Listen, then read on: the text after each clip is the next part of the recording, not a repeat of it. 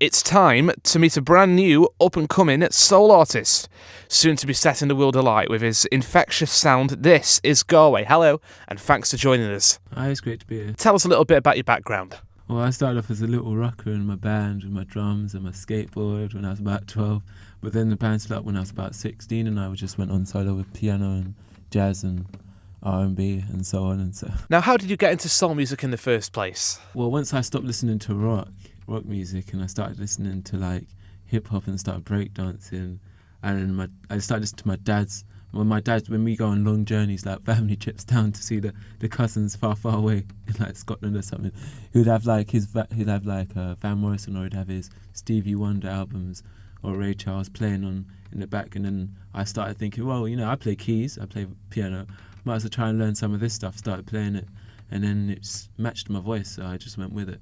And it's still proving as popular as ever these days, especially the Motown sound. Why do you think this is? I think just because it's great.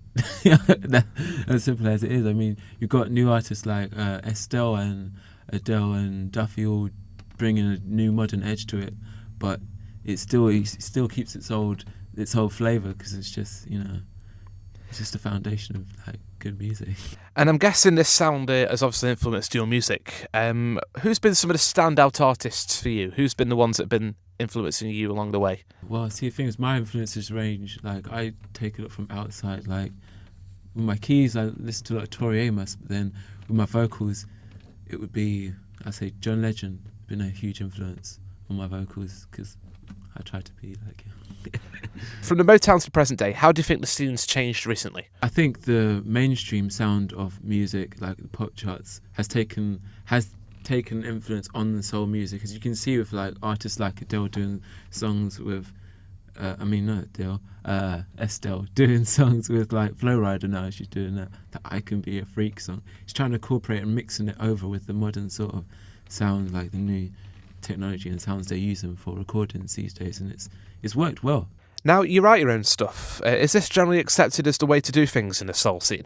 Well, my singer-songwriter community, they love originality and creativity, and you always perform and do the odd cover. You know, have to show your respect for the legends. But to write your own music is, it's a key skill of being an artist. That's what art's about. And you mentioned you play guitar and keys. Are there any other instruments that you can play as well, or drums, recorder? No, don't play the recorder anymore. Just joking. Drums and that's it. I just play piano, guitar, and drums. And how did you teach yourself to play these instruments? What kept you motivated? Well, I started, my first music lesson was on a guitar before I started taking piano lessons. But then, with the sight reading theory and scales and stuff, I got bored of the lessons, and then I stopped and I started playing keyboard. And my brother taught me to play guitar, and I guess he made it more interesting for me.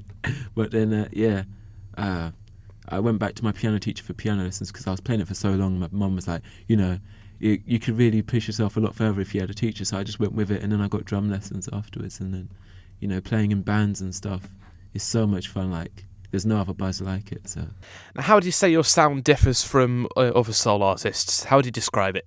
Now it's getting a bit more wacky than it used to be. Like Andre 3000.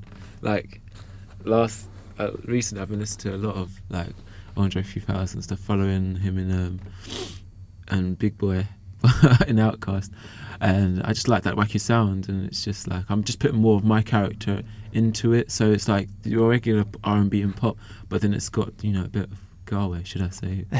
A bit of Garwe, a bit of wacky. And what tips can you give to any aspiring soul kids out there?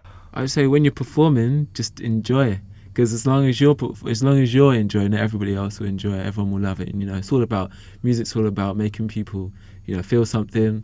And as long as you're showing that what you're doing is making you feel something, and it's true, and it's like everyone will get vibes. I think everyone will have good vibes, and it'll be a good time for everybody.